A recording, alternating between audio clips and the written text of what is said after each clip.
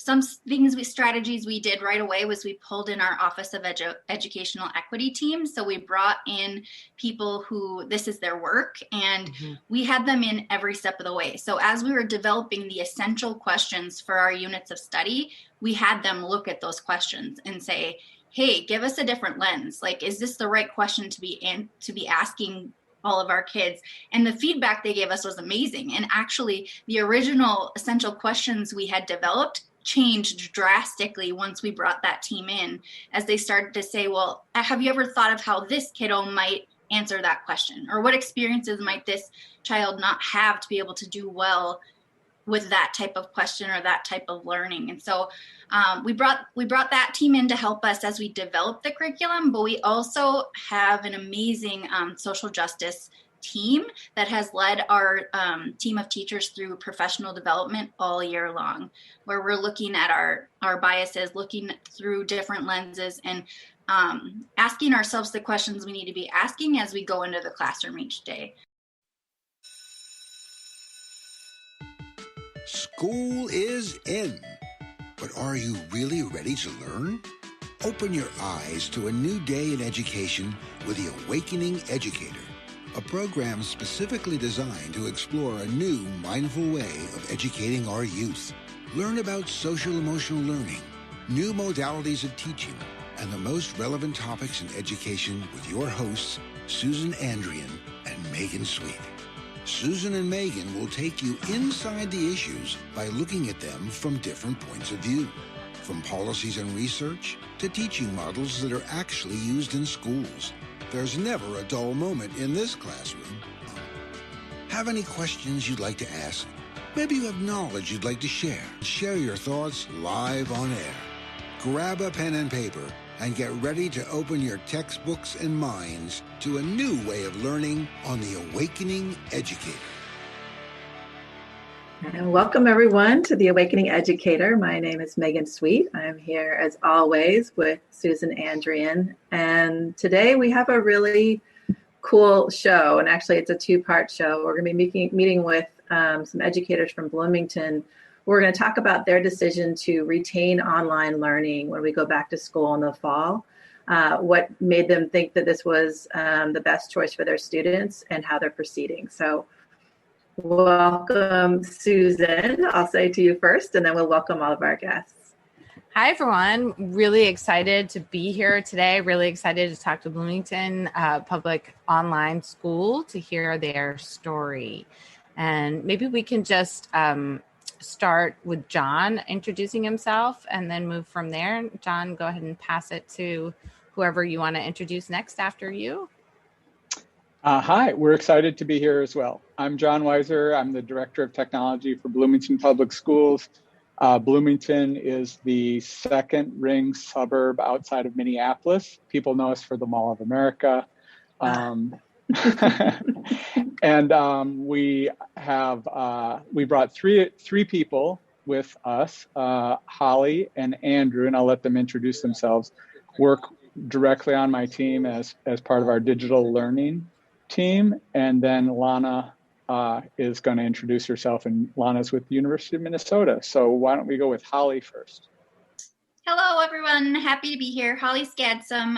Like John said, I am the digital learning coordinator in Bloomington, and I focus on early learning in elementary age. So I have been part of building the K-5 elementary online school from the ground up, and it has been a really exciting journey. We're so excited to be here to talk about it. I'm Andrew Romo, and I am the secondary digital learning coordinator, and I have been coordinating the work for our middle school and our high school online programs. I'm Lana Peterson. I am the Director of Community Engagement for the Learning and Technologies Collaborative. We're a research lab underneath the Curriculum Instruction Department at the University of Minnesota. And we work with Bloomington Public Schools as a research practice partner, which means we come in as a partner, as a little bit of a thought leader, somebody to bounce ideas off of from outside of the district. The model is we focus on mutual problems of practice. So if they're looking to solve ideas, create programs, we're looking to do that as well. And then also share with what we created with the larger literature field as well, too. I love that title with community engagement in it. You're kind of speaking my love language there, Alana, because it's such an unnecessary part of working with schools and it's often forgotten. So I think that's really great that you guys are working together and you're supporting both your own research, but also helping Bloomington create programming that works the best for them. So that's wonderful. Susan, do you want to introduce the show a little bit and what we're going to talk about? I shared a little bit, but maybe you can share the genesis of what inspired you about this show. Yeah, well, as many of you may have heard in our last episode, we're sort of launching and rethinking about the next phase of the Awakening Educator. And we're very proud of the work that we've done so far, but really seeing at this particular moment in time in our country around education and around the world that we've been witnessing some amazing leaps and shifts in education. And when I read about what Bloomington was doing in the New York Times a few weeks ago, I got really excited because I know Megan and I have been talking throughout the entire pandemic. How are we going to emerge from this better? What can we learn around education? How can we really take this extremely difficult and painful time where there's been so much grief and so much loss, but at the same time, this growth that's happened in our country in education, how educators pivoted so quickly. And so when reading about what Bloomington was doing and that learning some of the lessons from the pandemic and capitalizing on that to better meet the needs of the students in their district, we were excited to have the opportunity to talk with you all about what inspired you to open a public online school, what that process has been like, and then what are some of the challenges, and in the partnership with the University of Minnesota, how have you been developing these, the curriculum and the structures that are going to help your students thrive? Yeah, so that was a mouthful. So just a little bit. So I just want to talk to them about a few things. So maybe we can start from the beginning and you all can share with us, where were you before the pandemic began around online learning or around your approach to instructing youth in a we'll call it non-traditional fashion, which is not in the classroom with a teacher in front of the kids. So how did it begin for all of you? I'll take that question. Other people can add. We've been working in online for a number of years. Going back a few years, we dabbled in hybrid learning at our high schools, but I think our concerted effort started maybe about 3 years ago when we saw Bloomington families starting to opt out one course at a time at our high school level for online courses. When we dug into that problem, we saw a couple of trends that families were looking for flexibility. I want to take Phi Ed, but I also want to take music, and I also want to take a world language. Or they weren't getting their needs met with the traditional course offerings. They were looking for something that was unique, or they were looking for something that just wasn't fitting into their schedule. So we organized around solving those problems of losing students to online programs. We started offering our own programs. We regained back those students who were starting to opt out. And we saw ourselves progressing both down in age. So starting with our oldest students who we presumed were the most capable online learners. I think we've learned a lot about that since. And then offering to younger and younger students was kind of our progression, and then broadening our scope. So offering more and more offerings in online. And then the pandemic hit. And then we decided that we would accelerate by maybe 5 years or 10 years our existing plans. Wow. It sounds like you're set up for the beginning though, which is great. Yeah. And so you said that you saw students starting to connect in more and you were watching younger and younger students joining in. What sense did you make of that? I know for the older kids, it makes sense. And I get it, especially if they're wanting to take a full schedule, or perhaps the high school that they go to doesn't have a course that's available to them, but they could take it online. I see a lot of really great connections around that for older aged kids, or credit recovery. I feel like online learning's been used for that for a long time. But what were you seeing in the younger students and how they were starting to, because that's the surprise, right? I think it sounds like it was a surprise for you, and it's a surprise for a lot of us that the younger students were starting to really gravitate towards online learning. So I wonder what any of you saw about that. Well, I can take that again, and I think I'd like to ask Holly to chip in about what we're witnessing. We didn't, since we didn't as a district offer anything below high school, but we were getting a small number of inquiries about online. Okay. At the middle school, you can start to see some separation in kids' abilities, and they want to take more high school courses that aren't available in the middle school schedule. So there was some of that. But what we were seeing kind of statewide was a migration of kids who lived in Bloomington, but were taking some of those offerings. Starting at middle school is where most of the online schools start. There are not very many elementary completely online offerings. And so when we started to work with the state, our Minnesota Department of Education, we were one of a handful of programs that were even thinking about tackling online for elementary kids. And we had our own legitimate concerns as educators, all three of us being classroom teachers, all three of the Bloomington crew being classroom teachers, former classroom teachers. Like, can you teach? Can you be successful teaching online to a third grader or a kindergartner? Mm-hmm. Mm-hmm. Mm-hmm. Yeah, thanks for that. Holly, do you need to add on that? Yeah, I can add on. So, I can still remember where I was when we decided, like, hey, we're going to do this. We're going to make a K-5 online school, or K-12 really. But from the elementary perspective, like John was saying, it's nothing we had thought of. It was not something that was coming anytime soon. It was, maybe someday, but is that really what's best for kids at that age to be online? And so there was a lot of hesitance going in. I think what pushed us was the need from our community. So we could feel colleagues around us scared of the unknown. We could feel families scared of the unknown. Mm-hmm. And for us, it was just the right thing to do. Like, we had to provide an option for those families, but also for staff that weren't comfortable going back. And so from there, we said, hey, what's something like people who are in education have always wanted to do? They wanted to start from the beginning and build something from the ground up. And who gets that chance, right? And all of a sudden we had that chance. Like, we get to create a school from the ground up with the people we want, with the curriculum we want, with the ideas we want. And it moved fast and furious from there. So we got together a really innovative group of people, district leaders, teachers, Lana from the U of M. And we said, like, if we could build a school from the ground up, what would it look like? And from there, teachers really dug into interdisciplinary curriculum is something that we've wanted to do for years. How could we make that happen?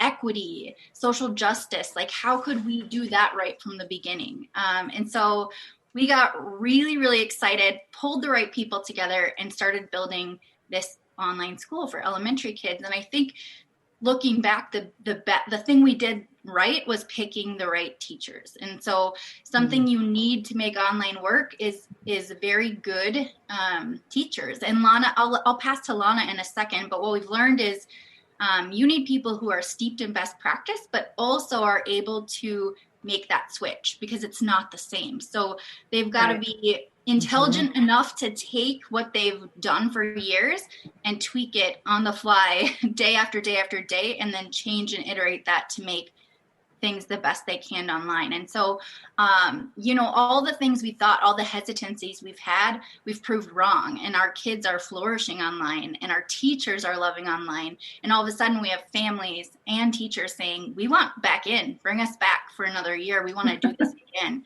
And it's just amazing. It's absolutely amazing, the success we've had in a short amount of time. And I'll go back to, again, the ability to build something from the ground up and do it the right way. Yeah, we've lost Lana, but I think she'll probably come back to us. That's the reality of technology these days. But I'm particularly curious about the idea of the way that you have embedded equity, and I think you said social justice from the beginning. And this is definitely a priority for us on the Awakening Educators, thinking about equity throughout all that we do. And I'm wondering, what are some of the ways that you embedded that from the beginning? Yeah, so when we started thinking about building our online school was right when the George Floyd case was happening, or George Floyd was murdered in Minnesota. And so that happened right when we began pulling people together to build this school. And so it was top of mind for all of us. And so we said, what are we going to do? Like, how are we going to do this right for our kids, for all of our kids that are going to be coming to our school? And so some strategies we did right away was we pulled in our Office of Educational Equity team. So we brought in people who this is their work, and we had them in every step of the way. So as we were developing the essential questions for our units of study, we had them look at those questions and say, hey, give us a different lens. Like, is this the right question to be asking all of our kids? And the feedback they gave us was amazing. And actually, the original essential questions we had developed changed drastically once we brought that team in, as they started to say, well, have you ever thought of how this kiddo might answer that question? Or what experiences might this child not have to be able to do well with that type of question or that type of learning? And so we brought that team in to help us as we develop the curriculum, but we also have an amazing social justice team that has led our team of teachers through professional development all year long, where we're looking at our biases, looking through different lenses, and asking ourselves the questions we need to be asking as we go into the classroom each day. I'd say the one other piece is, as we developed our day-to-day units, every single lesson plan had 3 focused questions, and I'm not going to get those questions right off the top of my head, but along the lines of, like, can every child access this lesson? Do I have this right supports and differentiation in place for every kiddo to access or engage in this lesson? So we were really intentional about the prompts we used with teachers and the designing we did, really from the ground up with those professionals in our district to get it right. And of course, it's not ever going to be right. We'll keep working and iterating and changing. Yeah, it's always not right. It's exciting. And I think the aha that I heard from what you're describing, Holly, is that it wasn't just that you moved the kids online, which is what I think a lot of people are doing, and why I think it's a non-starter, where, like, it's not actually recreating a school. We're trying to, we're trying to recreate classroom experiences, but in an online format, rather than creating a school with an intentional focus and curriculum and scope and sequence, which is a very different animal.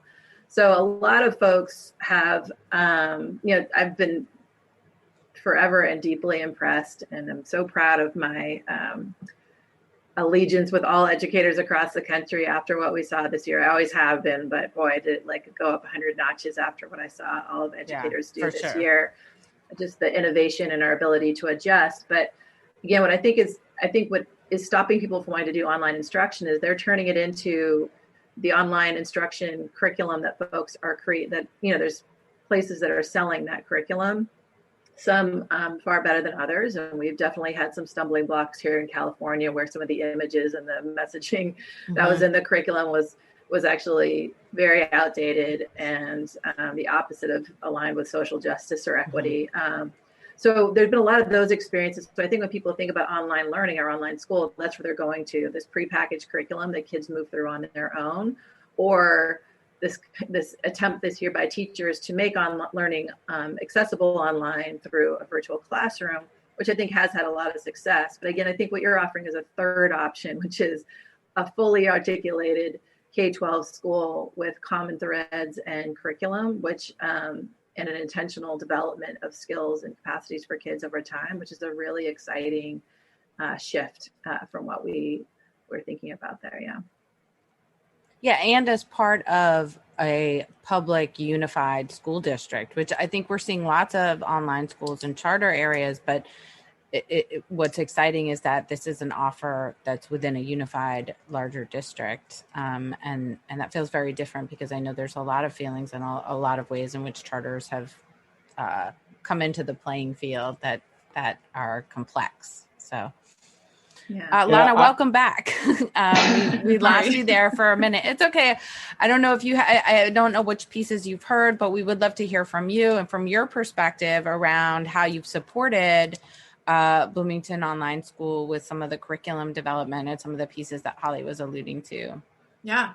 So originally our partnership with Bloomington Public Schools was around a computer science education, K through 12 pathway development, which we could do a whole other podcast on, and we should. And then, so we just our relationship was going good. We were supporting each other in really mutually beneficial ways. And so when this happened, we also work with a lot of other school districts around educational technology. And because really the whole online learning and distance learning was built upon what we know about tech integration within the classroom in a lot of ways, one of our roles was really to try and find all the information that was out there so that Holly could focus on working with her teachers. What do we know about K-12 online learning? What don't we know? What other frameworks, like how do they intersect with each other? Where are the overlaps? What could we possibly borrow from what? Because there's a lot more in higher ed around online learning too. So what could we adapt or maybe think about? And then presenting that with the teachers, going in there, working with them on even breaking apart the Susan Drake text, which is what we used to do, integrated curriculum, going to the meetings. I think one thing about being a really good university partner is you don't get to come around just for the flashy stuff. You need to be there for the grunt work as well too. And you need to understand exactly what the teachers are up against on an everyday basis. And so you can help troubleshoot wherever that is. And so that's what we spent a lot of last summer and early fall, and then really trying to look a lot at maybe what are some overlaps in what we know about cognition, what online learning should look like, a reminder of what the brain can handle in an online space, and that in addition to all of the content that's coming at them, remembering all of the images and words and everything that causes this overload as well too, especially for the littlest brains, and really taking the time. The best part is that the Bloomington online school teachers are some of the best in the district. And so that they have the pedagogy down. They are master educators. So from their perspective, what does this mean? If I present this research, how do we meet in the middle here? What could that look like possibly online? And then the other big part is once the school started going the year, we started doing evaluation, mainly surveys at the beginning of the year. And then when you're working in a research practice partnership, you're giving that rapid cycles of feedback. And so the teachers and the administration can look at what are parents thinking, what are students thinking, and how do we make changes, little changes here and there based upon that. And then now here at the end of the year, we're doing reflective focus groups with teachers, and I'm sitting in a lot of classrooms and just trying to learn what does elementary online learning look like now that they've gotten 6 months under their belt to kind of work out some of the kinks. Well, we are about to come up on, it's hard to believe, but we are about to come up on our first break in a minute. And I want to make sure we haven't heard from Andrew yet, and we have so many more questions. So I'm excited to kind of transition when we come back to hear how some of these pieces also fit into the secondary part. We have about 30 seconds before we go to break. And I'm wondering, John, hearing all of that, if there's some kind of reflection that you would like to share around what we've heard on the elementary end. Yeah, I don't know if this is where you're going, but this is where I want to go, which is this whole experiment and journey. I think the big lesson we've all learned is it's about what's best fit. Like, we all come into education looking to meet every child where they're at. And so what I think you've heard is families are in a whole bunch of different situations. Traditional school as we knew it didn't fit every student. We knew that. We all knew that as educators. We found now a group of kids and families who have said, this fits my family's needs. And we found also a group of staff who said, this is actually awakening in me the things I got into teaching for, which is the same passion and so on. So I think we're also fitting some of those professional needs of our teachers. And that's part of what allows us to continue on with much more confidence than we had when we started this project. We know we can do it next year, post-pandemic, not a problem. Yeah, I love that. I think that's a great place to pick up when we come back from the break, John, which is you kind of hit the nail on the head with education, is that we know that actually our learners are really diverse, their needs and experiences are really diverse, but we have a system that's fairly rigid, for the most part. And we've known for years, as those that are educators, that it's not serving every child. So how do we adjust how we're working so that we can actually meet every child? It's kind of the dream that all of us have as educators. So being able to actually realize that is a huge thing. So let's pick that up when we come back from break. We're going to go to break just for a moment.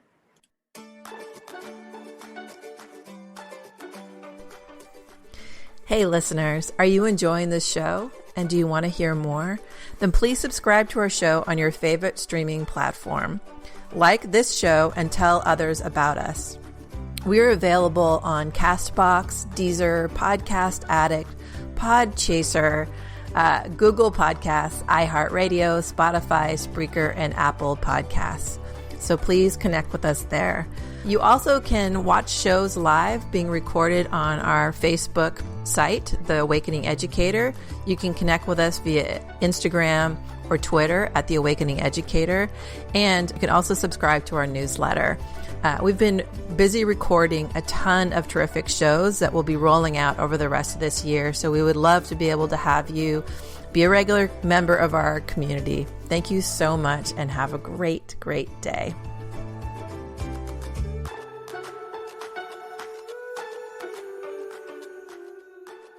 All right, so we're back, and just before break, we spoke with both John and Lana about some really important things. What I heard from Lana was this intentionality around building it through community engagement, through listening, through really intentional professional development and training for the teachers. And Holly said this, Lana backed it up. I'm going to give it a third, which is high quality teachers, which is often what we don't always do. So I won't say always, but often we're not as flexible or as intentional around matching teachers to the assignments going to work for them, or finding the strongest teachers and placing them in these new unknown spaces. So at least I could speak for California. Often the most experienced teachers end up kind of getting to pick what they want to do, and they don't often end up being in the places where their skills are going to be the most beneficial over time.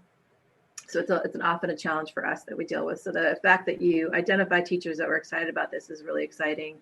And then, John, what you ended with before we went on break was finding flexibility within a system that isn't always flexible, and find a way to make that happen. So it would be great to kind of pick up from there around. There's one thing to say we're gonna be flexible and match students and teachers and families and curriculum, and there's another thing to actually make that happen. So I would just love to hear, like, what were some of the examples of maybe the thorny spots, challenges that you hadn't expected that would come up, and how did you find your way around them? I think something that we learned really quickly, and actually Lana told us about it, but we learned it as we went through it, was that communication between home and school becomes so much more important online, right? You don't have that opportunity when you're dropping your son or daughter off to check in with teacher, or vice versa. And so we introduced the app Remind really early on. And at first our teachers were like, oh, I can't take any more PD on another tool. I'll just put this in my back pocket. And then within a week, everyone was using Remind, right? That quick little text to mom or dad, hey, so-and-so is missing from the meet. Can you help them get on? So all of a sudden, like, we had our 5th grade teachers on a text basis with mom and dad in homes, where like the relationship they're building with that family is, I mean, you can't even compare it to a face-to-face relationship with a family. And so at this point, and especially at this point in the year, our teachers know their students and their families on such a deep level, more so than any other year before, because, well, we're in our families' homes. Mm-hmm. And that becomes really exciting and interesting too. Something we weren't expecting is, like, we have kindergarten families doing yoga with their kiddos in the morning, and just becoming part of that learning, and then vice versa. And so something we've heard from our teachers and from our families is that relationship is so much stronger. And I think that came from the challenge of communication, just not having that really easy way to get in contact with the family. And now, like, with a quick text or a quick phone call, it's just parents are expecting it and teachers are expecting it. And that relationship just grew so strong throughout the year. So I think it's a challenge that turned into a really positive thing that led to really deep connections with families and teachers.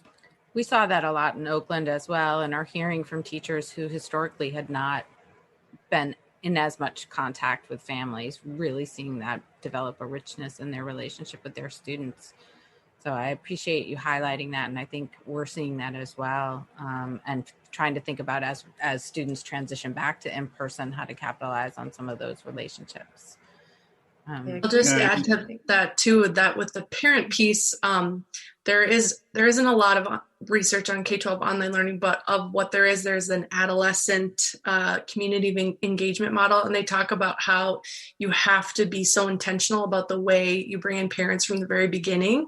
And so I don't know if Holly said this before, but we actually had each family identify a learning coach because elementary students, their cognitive abilities are not to the point where they know how to regulate their own schedule, right? They could easily and should get distracted doing something else and forget to attend a meeting and those things. And so it's helping that learning coach know how much to help and then sometimes how to back off as well sometimes, and really what that should look like over the year's time. And so just being really intentional about that from the beginning empowers the parent to know what to do in a space like that because it's new for them too. And the learning coach is someone in the home that's responsible to be their support within the home. Yes. Yeah, and we found this year that could be mom, dad, grandma, grandpa, auntie, uncle. I just met an uncle the other day when we were doing a class party. It was great. But it's also sometimes older brothers and sisters, which brings its own challenges, but also has been a model that we have figured out as the year has gone on as well. So, yeah, I would underline the communication part. I think it's one of the things that we often kind of get wrong in education. We don't often communicate enough because it feels like we're repeating ourselves, or we don't get creative in how we communicate with families. We want families to come through what is most comfortable for us rather than meeting families in the communication style or in person when in a location that actually is most comfortable for them. And how often you need to communicate and where you need to communicate and how often you need to be open to hearing feedback back. I think often educators feel like intimidated by that or unsure, and so it gets shut down. I think it's one of the most crucial ways to make sure that you're creating really inclusive and empowering schools for students, but also building that bridge with families so they can really partner with you. So I just want to applaud that. Yeah. Andrew, do you have any other thorny bits? Just to add into that, like we recently went through a kind of design thinking process around, we're trying to get our minds around what have we learned through this process. So at one of our high schools, we went through that. Interviewing students and families, and that communication piece came out as something they really want to see stay as part of our practice as a school. So I think that's pretty fascinating, something we didn't expect to hear. Yeah, definitely.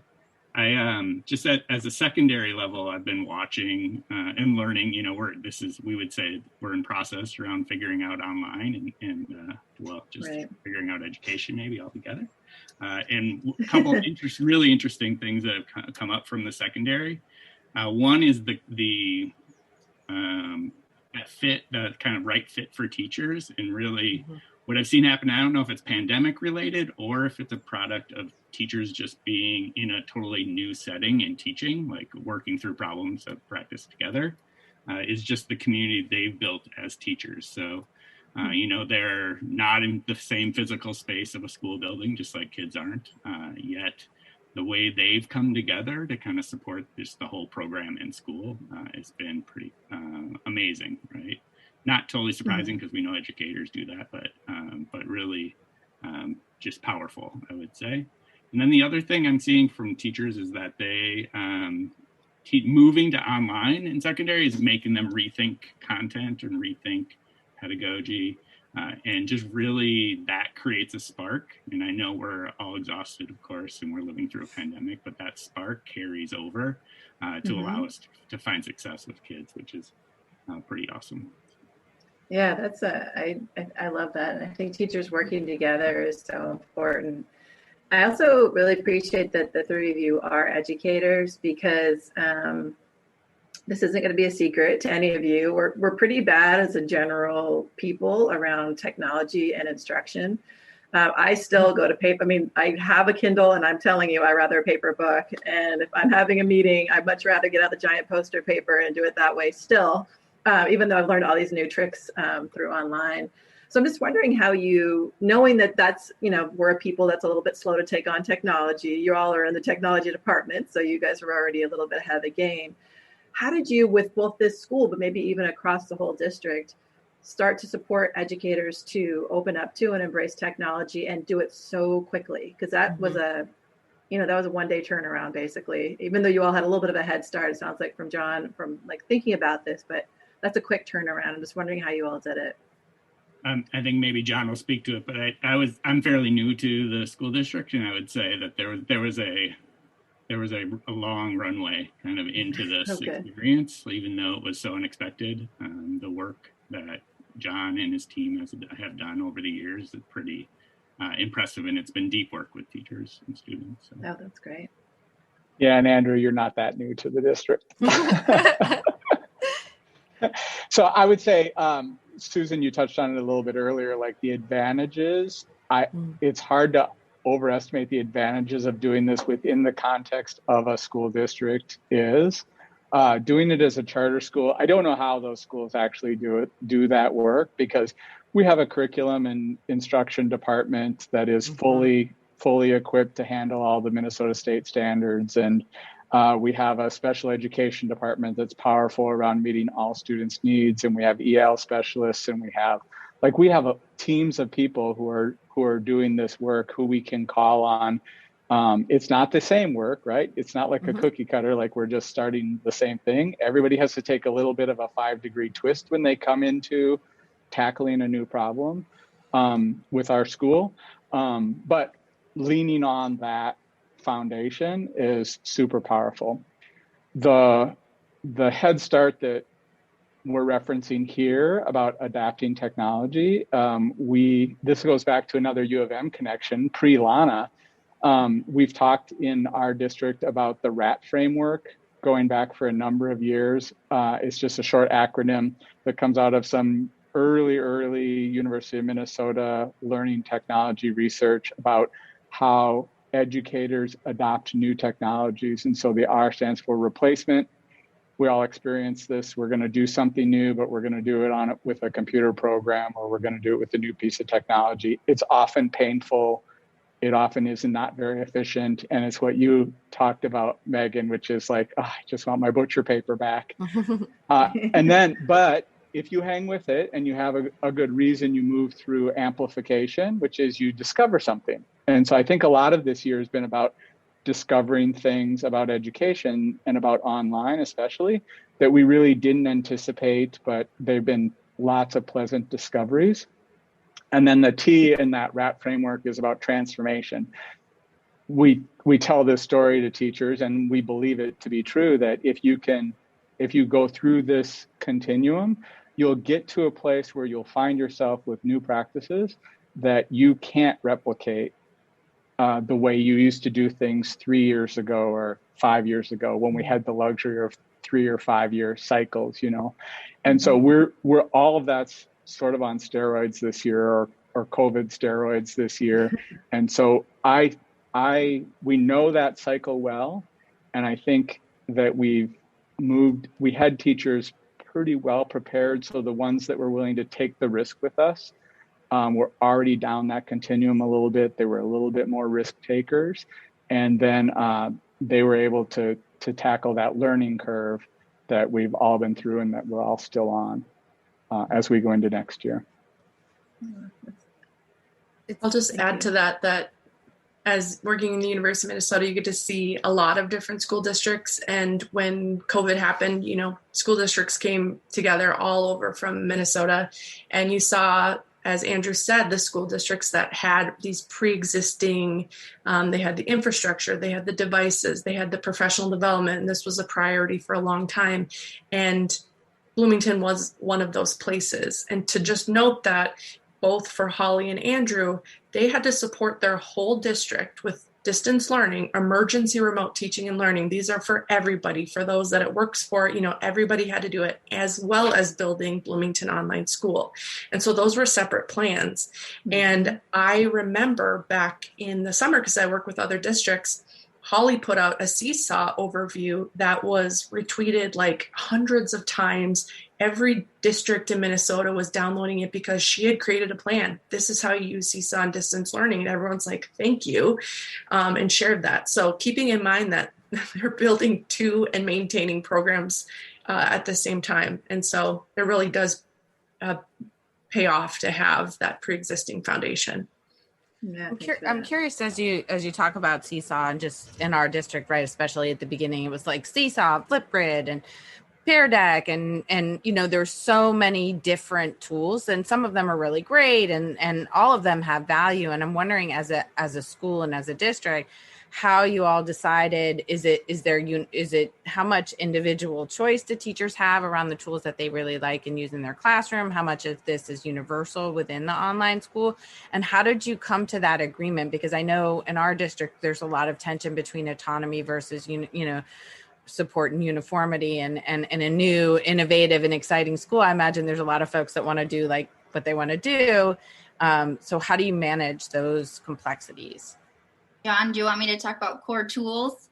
Go for it. Just the number of times we've been asked, can we adopt Zoom? Can we adopt Meets? Can we adopt? Yes, you're absolutely pinning it. Everybody has their favorite tool set.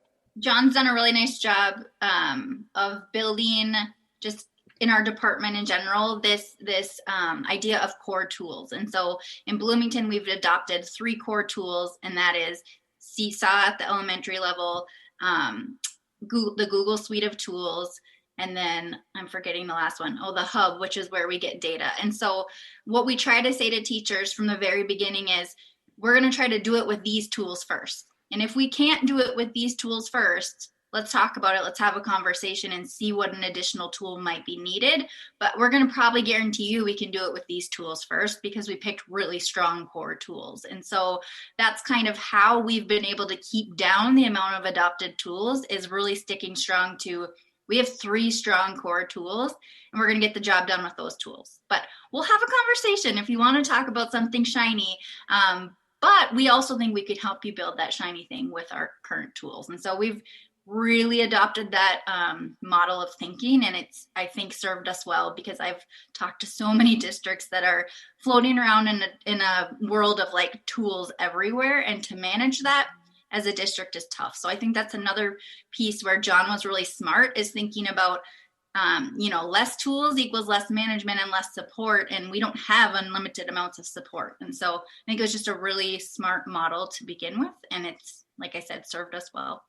Yeah, we heard a lot of feedback from parents mainly about the different tools, where their one classroom teacher would use this and their other child would, and the parents are trying to learn the tools at the same time. So I really appreciate that idea. Yeah, that's an experience. At secondary, we're not quite as clean cut as elementary, but that was part of our learning through this process also. And so we're actually moving towards a more unified model for this next year.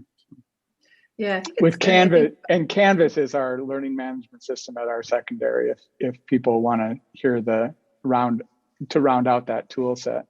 Yeah, Canvas, I think, for the secondary makes, you can see too, there's different tools for different age levels that really meet the developmental needs of the students. So I can see how Seesaw really would not work at a high school level, but Canvas is a really great management tool at that level.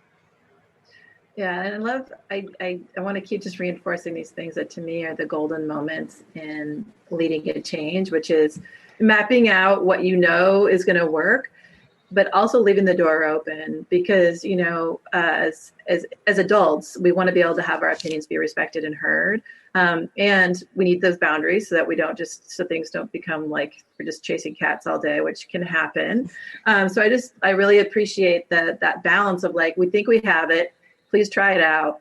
The door isn't shut though. We're not going to not talk to you again if this really isn't working for you, but here's what we think is true. And just the constant reflection. I just really appreciate how often I'm hearing that from all of you, which I think is such a powerful thing that can get lost in the shiny and the creation part. So we're going to take our next break. And when we come back, I think it'd be great to talk a little bit about any advice you have for others and what you're hoping for year 2 in your for the Bloomington Online School. So we'll be back in just a moment.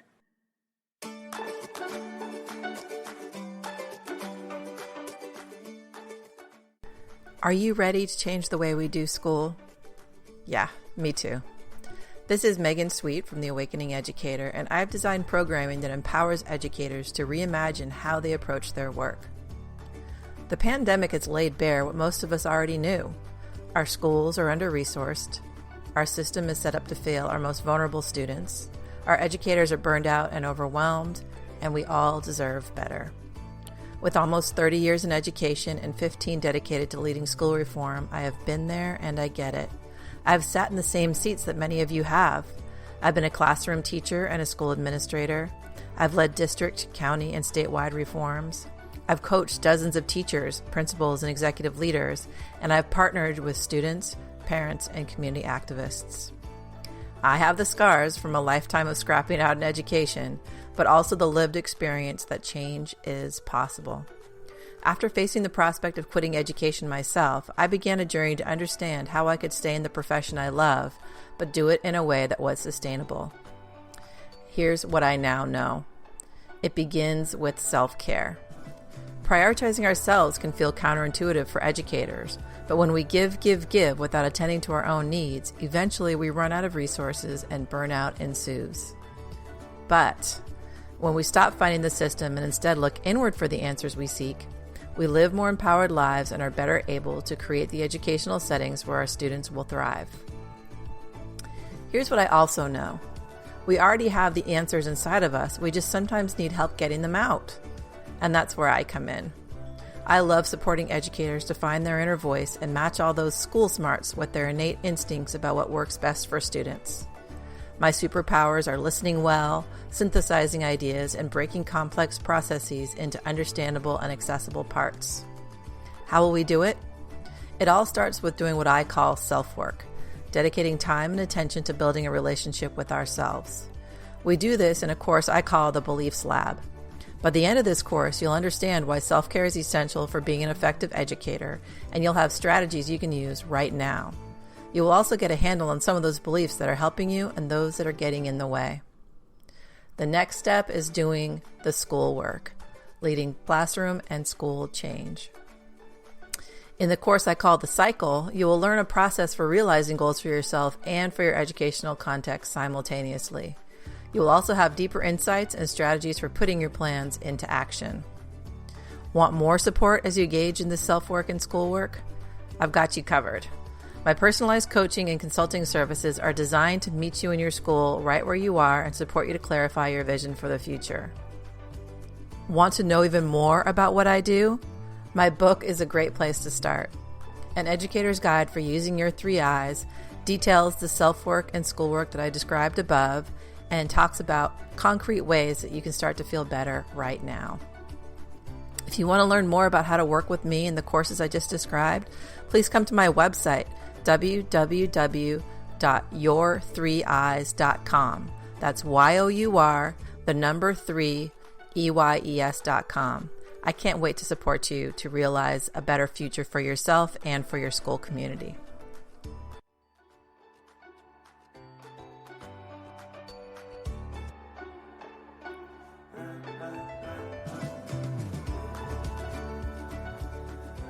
Welcome back, everyone.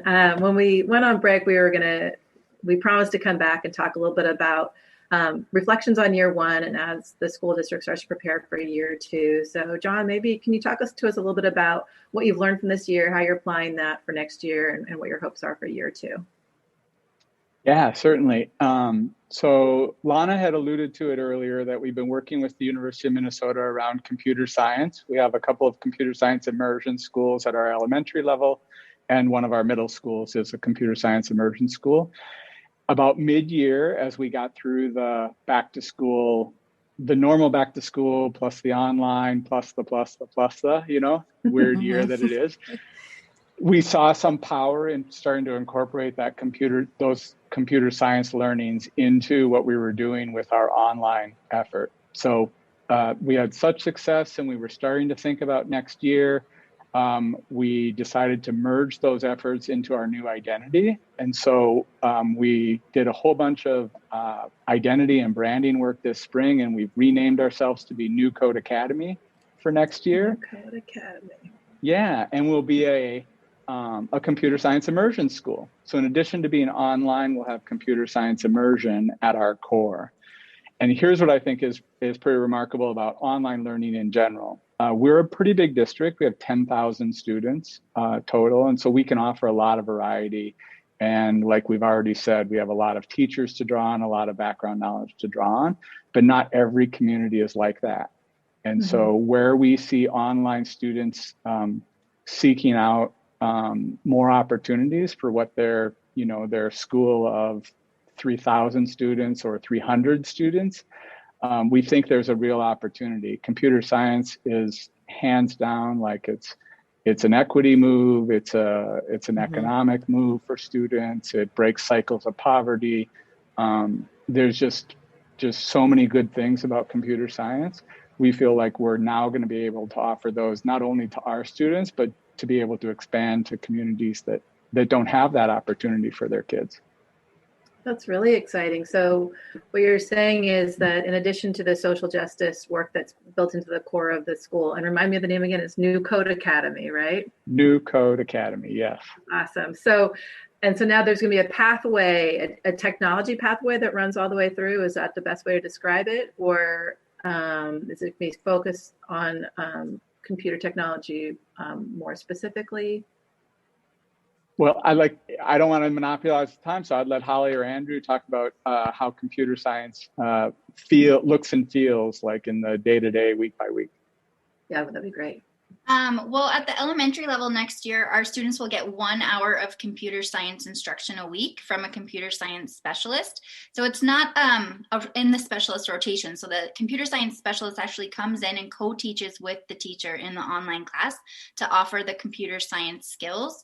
And what we're excited about is that at the elementary level, really what we're talking about when we're saying computer science is we're talking about computational thinking skills. So we're teaching our kids to problem solve, to decompose, to debug. And Lana would know more of the terms, but we're really helping them build a language around computer science. And we're also helping them build an identity around computer science, because the data shows that if we wait until middle school to talk about computer science with our kids, they're not going to see themselves as a fit for that field. It's too late. And so one of the goals of introducing computer science at elementary is to help our students think of themselves as problem solvers, as computer scientists, so that when those offerings come at middle school and high school, they're more willing to take on those offerings. And really, we're looking at our students of color and our women and targeting them specifically to say, hey, you can be a computer scientist. You know how to problem solve. You know how to debug. You know how to decompose and put something back together. And so that's something we're really excited about, because it fits so well with our equity goals and our social justice goals, and just giving kids more opportunities, all of our kids more opportunities. So I'm super excited about that at the elementary level next year. I'm interested in this computer science specialist being able to partner with the classroom teacher. And I imagine that that's a little bit easier to do in an online school where it's not quite the same commitment to leave where you are, your tech company or wherever but you might want to be really interested in working with the classroom, and you can just log on to the classroom and work with the students remotely and be able to do that without taking so much time out of your regular work week. And maybe I'm reading too much into it, but I'm assuming it's some version of that. Well, actually, our computer science specialist that's joining us next year is a former first grade teacher in Bloomington, and she's helped build our computer science efforts in the district from the ground up. And so she's already been a co-teacher in face-to-face schools, and she's bringing that expertise at face-to-face schools online. So we're super excited. She's a teacher at heart, really great at what she does, connects with kids, connects with teachers. So she's just going to be an amazing addition to our program next year. But I do agree that being able to co-teach and build those connections between teachers and bringing experts in and like kind of broadening the walls, opening up the walls of the classroom is so much easier online. So I do agree with that piece. At the middle school level, it looks a little bit different. So the students will have 2 quarters of computer science class as part of their electives, and then they will be taking health and art in a way where computer science is integrated into it. And then we look at elements of computer science that can weave throughout the school, essentially throughout curriculum across the disciplines. I'm it's super really interested in the idea of, I'm sorry, Megan, of the idea of health and technology. It's definitely something that I've been thinking a lot about lately in terms of trauma response. And I'm curious if that piece is woven into it. But, there's so many different directions you can go to the way you seem to be weaving it through. Yeah, so we can say that we'll have to meet up at this time next year, and we can give you a fuller understanding of where we are after we actually experience it with students. So, but yes, that's health and CS has a really interesting connection for kids. I do know a little Lana bit. Is Lana, this year we're doing it. Here. You're doing it. We're doing it in person, middle school immersion. So they're actually building apps using steps or counting, have you had your vegetables today? That's kind of the integration. They've done full year integrated with social studies.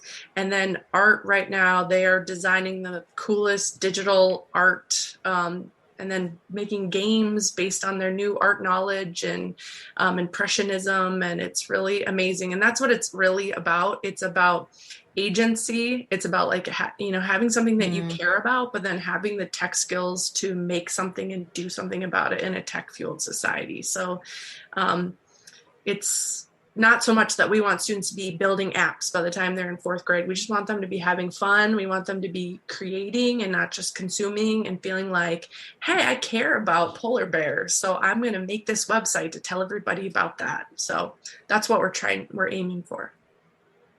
Yeah, and there's a California connection here, which is looping back to where we started, right? You can buy off-the-shelf products for curriculum. Educators always feel like those are not a great fit for what I need for my students. And so when we were starting on this computer science journey with the University of Minnesota, we found a great grassroots curriculum built out of the San Francisco public school system. And so a lot of our work is based on that work out of San Francisco, again, created by our teachers, adapted for what our students need. So there's another connection. It's just, we're already at time, and I want to keep talking to you for a lot longer. And Andrew, I'm going to hold you guys to meeting up next year and hearing how year 2 goes. But again, just I think so much of what we heard from you all today, and Susan, I'll allow you to pipe in too. I'm excited today. Are just the best practices for education and for bringing these kinds of changes forward. So even sharing ideas with other educators across the country, how generously you seem to be sharing your experiences with other educators and how much they're taking it on. I heard design thinking in there and that reflection piece and getting curious about how the work is going. And so having a plan, but also being flexible and making room for what you're learning to come in and inform where you're going next. And to the point where you guys are really brave, already create a new school while going to online school. Lana, you brought that in, and that's huge. That's 2 different jobs that Andrew and Holly have been holding on to this year, with 2 different kinds of mindsets. But then to do and if that's not enough, then to stay curious and to revise that new school going into year 2 is really exciting. Susan, I'll let you have the last word. Yeah, this was an incredibly exciting conversation. It's right in line with how we've been thinking about the next phase of the show. And we're super excited to have part 2 of the Bloomington Online School and really hear from teachers and parents and student on the part 2 of this series. And it's an incredibly exciting time in education, and you all are at the forefront of doing work that I think is going to influence how educators see ways of teaching students with equity and flexibility and differentiation in a way beyond what we've ever thought of. So it's exciting, and I'm really grateful for your time with us. We're excited to watch your journey. Yes. And if you want to watch our journey, we would love to have you all follow us on Facebook, on Twitter, on Instagram, but even more important, subscribe to the show so that you can listen to other shows like this one. Please give it a nice like, tell other people about it. Susan and I love sharing these ideas, and there's a lot of really great past shows. This one is amazing, and I can't wait for part 2. So lots of great places to share information. So thank you Bloomington team for joining us today. Thank you. A lot of fun. Thank you. Thank you. Class is dismissed. Wasn't that fun? Susan and Megan are always happy to greet you on the next episode of The Awakening Educator. Connect with us on Facebook, Instagram, YouTube. Education is the foundation for a brighter future. Open your eyes to The Awakening Educator